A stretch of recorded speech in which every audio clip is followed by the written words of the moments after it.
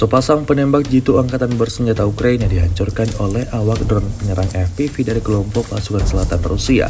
Rekamannya ramai beredar di media sosial Telegram pada Senin, 16 September 2024. Dalam rekaman dapat dilihat bagaimana militer Rusia menyiapkan serangannya.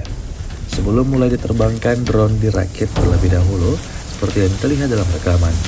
Drone pengintai Rusia berhasil mendeteksi posisi tersembunyi, melewati sistem peperangan elektronik musuhnya, dan mengalahkan penembak dengan serangan akurat.